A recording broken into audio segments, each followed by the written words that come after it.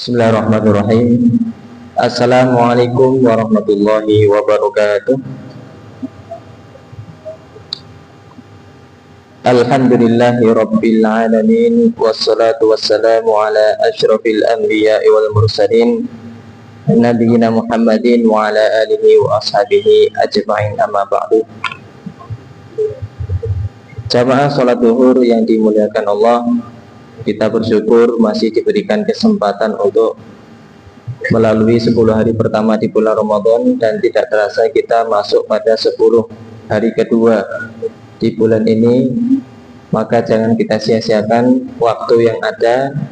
Mari perbanyak pahala amal soleh agar kita membawa bekal yang berlipat ganda untuk kita serahkan, kita hadapkan kepada Allah SWT dan ditukar dengan surganya.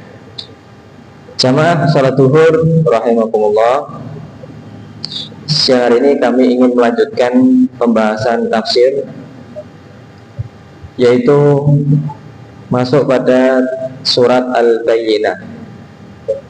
Surat Al-Bayyinah adalah surat Madaniyah. Khilaf di antara ulama, ada yang mengatakan Makiyah, tapi yang masyhur, yang kuat adalah Madaniyah, karena di dalam surat ini adalah ada istilah ahli kitab. Ahli kitab adalah orang-orang yang diturunkan kitab suci dari Allah SWT, dan mereka adalah Yahudi dan Nasrani. Maka di Makkah sedikit ahli kitab, di Madinah banyak sekali ahli kitab. Karena ada nama ahli kitab di dalam surat ini, lam yakunil ladzina kafaru min ahlil kitab. Maka surat ini adalah turun setelah Nabi hijrah, atau surat Madaniyah. Jamaah salat zuhur rahimakumullah, surat ini tidak jauh bercerita tentang salah satu ahli kitab yang disebut dengan Israel atau Yahudi. Ya, salah satu agama ahli kitab adalah agama Yahudi atau Israel, yang sampai saat ini masih menyerang Palestina dan viral sedang bertempur bersama Amerika melawan Irak. Dan kisah mereka akan terus terdengar sampai hari kiamat. Artinya seluruh umat manusia akan memperhatikan Israel sampai hari kiamat. Ini isyarat bahwasanya Allah menurunkan ayat banyak sekali tentang Bani Israel. Ya Bani Israel, ya Bani Israel itu banyak sekali di dalam Al-Quran. Hikmahnya adalah sampai hari kiamat mereka akan mempengaruhi dunia ini. Bahkan dalam satu hadis, di akhir zaman umat Islam akan memburu orang-orang Yahudi, bahkan sampai di balik-balik pohon, di balik batu. Dan kiamat tidak akan terjadi kecuali kita, orang Muslim, akan memburu mereka. Jadi selama belum mendekati kiamat, mereka akan terus jaya. Jamaah rahmatullah, sedikit kita mengenal apa sih asal usul Israel itu. Jadi jamaah rahmatullah, Allah Ta'ala itu menurunkan nabi-nabi banyak sekali, dari orang Arab maupun non-Arab. Dan di antara nabi tersebut adalah Nabi Ibrahim. Nabi Ibrahim memiliki istri ada 2. Kita mengenal dengan Sayyidah Sarah dan Sayyidah Hajar.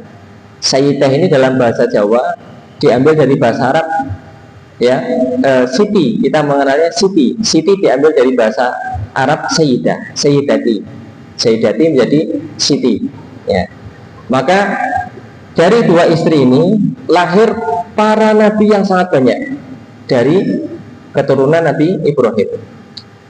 Dari istri pertama, Siti Sarah, Nabi Ibrahim memiliki 2 anak, yaitu Nabi Ishak dan Nabi Ayub.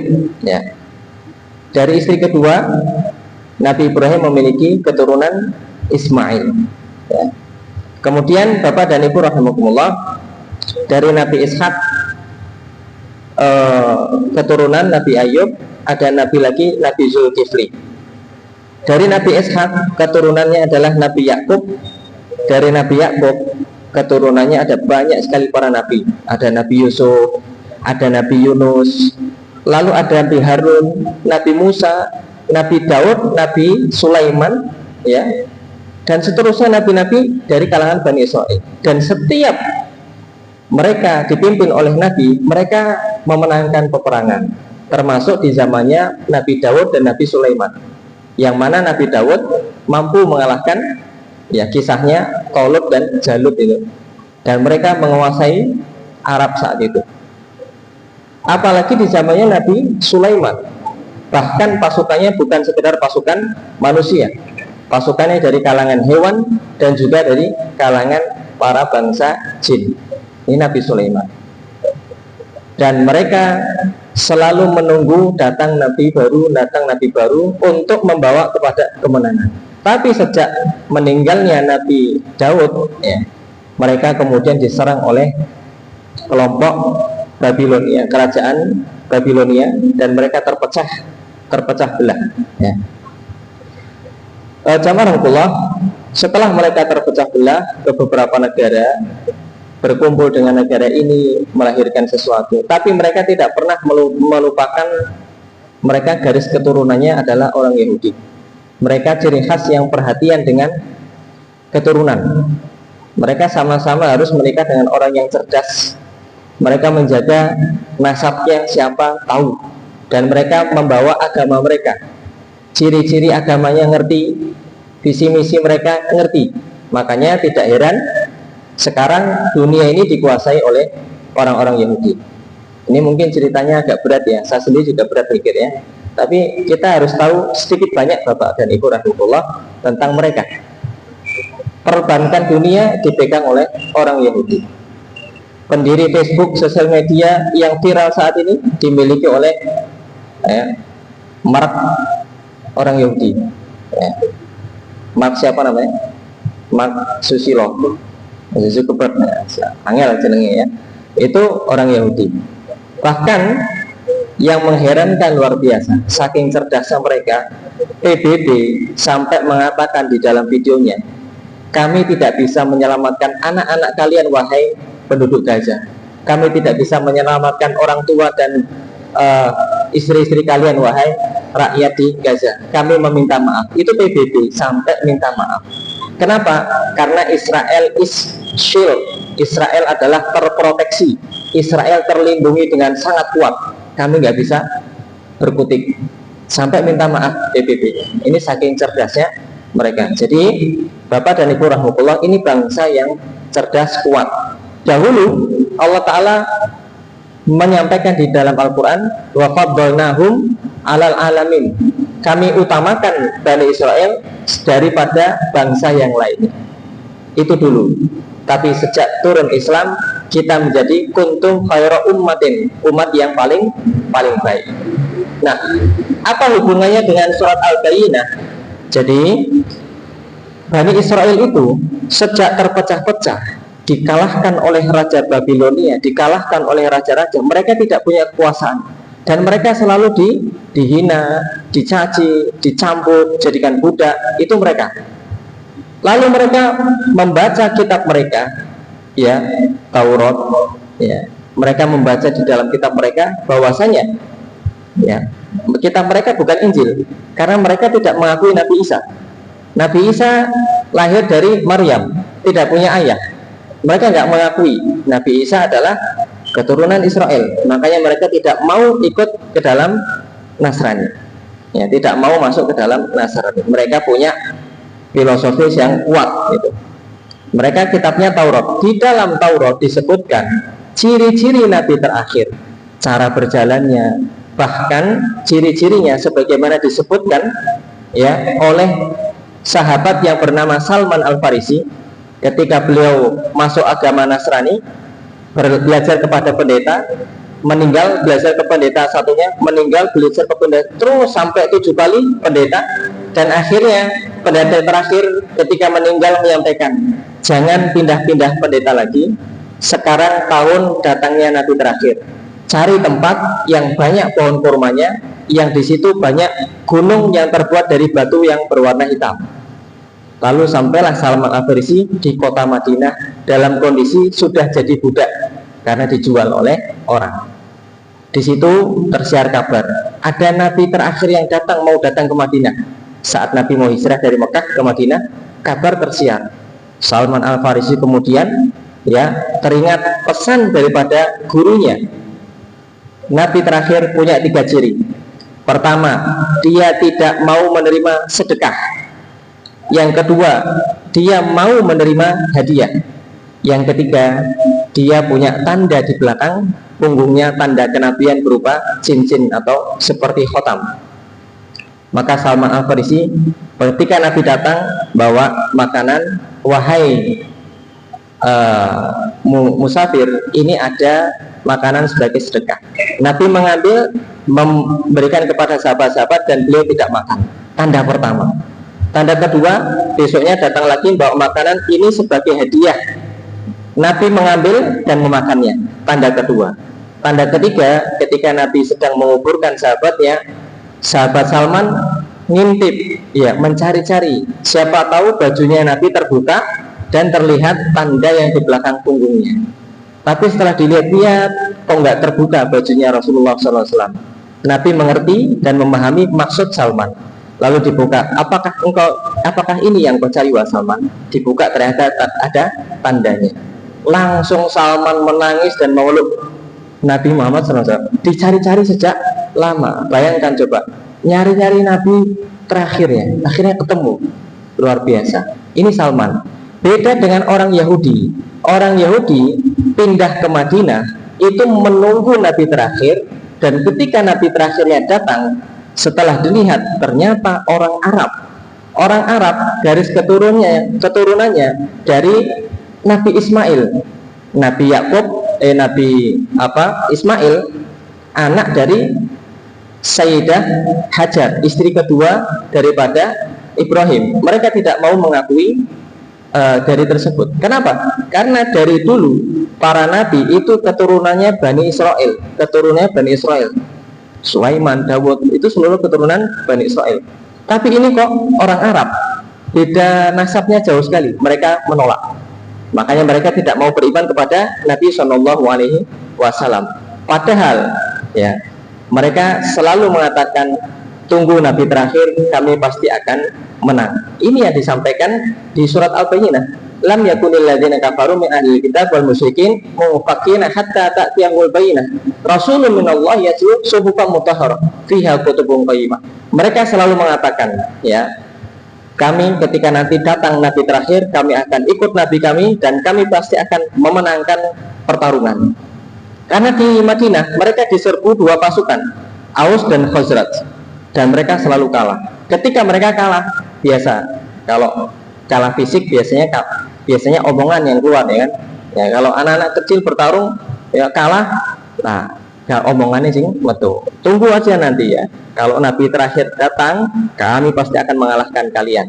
Tunggu saja Nabi terakhir datang. Nah, giliran Nabi terakhir datang, malah Aus dan Khazraj yang masuk Islam, yang mengikuti Nabi terakhir. Mereka kepanasan, mereka tidak mau ikut. Itu bukan Nabi kami. Itulah ciri khas mereka, orang-orang Yahudi, Bapak dan Ibu rahmatullah. Bahkan jangankan mengakui, Nabi mereka sebelumnya itu dibunuh. Nabi Zakaria di dalam pohon digergaji, dibunuh. Nabi-nabi yang lain banyak dibunuh oleh mereka sendiri. Ini karakter mereka. Maka tidak heran anak-anak kecil mereka bom dengan kejamnya. Sedang istirahat kakek-kakek dibom dengan kejam. Itu sudah biasa buat mereka. Jangankan mereka, nabinya saja mereka buruk. Jadi kita mengerti karakter mereka itu seperti itu. Karakter kejamnya mereka dan liciknya mereka itu seperti itu. Tapi mereka cerdas. Ini mengerikan. Maka kita perlu berhati-hati, Bapak dan Ibu. Sampai sekarang mohon untuk tetap memboikot produk-produk mereka. Kita masih bisa hidup dengan produk-produk yang lainnya. Cari produk-produk yang diboikot, udah nggak usah dibeli. Tidak usah dibeli. Secara makanan halal, tapi secara kita loyalitas mendukung umat Islam, jangan beli produk-produk mereka. Hadirin wa hadirat rahimakumullah jami'an. Di ayat pertama, lam yakunil ladzina kafaru min ahlil kitab wal musyrikin mufakkina hatta ta'tiyahumul bayyinah. Allah menyebutkan, ada kemarin pas buka puasa sudah saya sampaikan, Di sini disebutkan orang kafir ada dua, ahli kitab dan orang musyrik. Sama-sama kafir, tapi ada bedanya. Secara hukum fikih, walaupun ada perbedaan pendapat di antara ulama, tapi yang pertama boleh nikah bagi laki-laki menikahi wanita ahlu kitab, ya, boleh menikah wanita ahli kitab atau Nasrani. Bila mana orang Nasrani tersebut mau untuk masuk Islam ke depannya. Tapi kalau orang Nasrani ini kuat, tidak memungkinkan dia masuk Islam, makruh. Dan negara Indonesia melarang nikah beda agama, karena ada pendidikan anak-anak yang akan tersesat nantinya, ya. Secara hukum yang kedua, boleh makan makanan sembelihan dari ahli kitab Yahudi maupun Nasrani, tapi sembelihannya harus sesuai dengan tata cara Islam. Ya, orang Nasrani menyembelih dengan mengucapkan Bismillah, ya, dan sesuai dengan tata cara Islam, nadinya putus, ya, itu halal buat kita makan, ya. Tapi kalau tidak, dia haram. Misalkan ada peternakan ayam, ada mesinnya, tinggal mencet, tapi yang mencet baca Bismillah. Bismillah, orang Nasrani, peternakan mereka canggih-canggih, Bismillah, itu dagingnya halal, ya. Nah, Bapak dan Ibu rahmatullah, adapun orang musyrik, mereka tidak turun kepada mereka kitab-kitab. Mereka menyembah sesuai dengan leluhur mereka. Jin-jin disembah, batu pohon disembah, ya, patung-patung disembah. Tidak turun kepada mereka kitab-kitab. Maka dua hal ini berbeda, ya. Cara perlakuan kita dengan mereka berbeda dalam fikih. Allah sebutkan mereka mengatakan akan mengikuti kebenaran ketika datang nabi terakhir. Tapi di ayat setelahnya mereka ternyata tidak mau mengikuti nabi terakhir tersebut. Apa yang bisa kita ambil di sini, Bapak dan Ibu rahmatullah? Yang pertama, mari kita bersyukur. Kita ini tidak perlu susah payah sudah mendapatkan hidayah dari Allah SWT. Dari kecil sudah muslim, sudah Islam, dimasukkan TPQ, dimasukkan ngaji, sekolah Islam. Sampai sekarang Bapak dan Ibu mau untuk ikut pengajian. Hidayah itu Allah berikan kepada kita. Ini kita kan betul-betul seperti manusia terpilih. Maka kita harus bersyukur dan kita maksimalkan untuk ibadah, kita maksimalkan untuk belajar agama Islam ini, Bapak dan Ibu. Jangan disia-siakan. Ya, kita harus mensyukuri.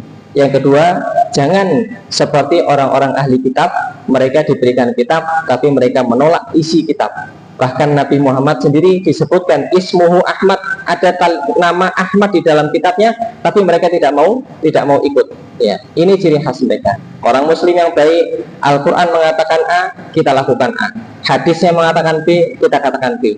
Jadi jangan juga merubah isi agama dan jangan menjauh daripada perintah-perintah agama. Dua hal ini semoga membawa kepada keberkahan hidup kita dunia dan akhirat. Wallahu a'lam bishawab. Akan kita sambung pada kesempatan yang berikutnya. Subhanakallahumma wa bihamdika asyhadu an la ilaha illa anta astaghfiruka wa atubu ilaik. Wassalamualaikum warahmatullahi wabarakatuh.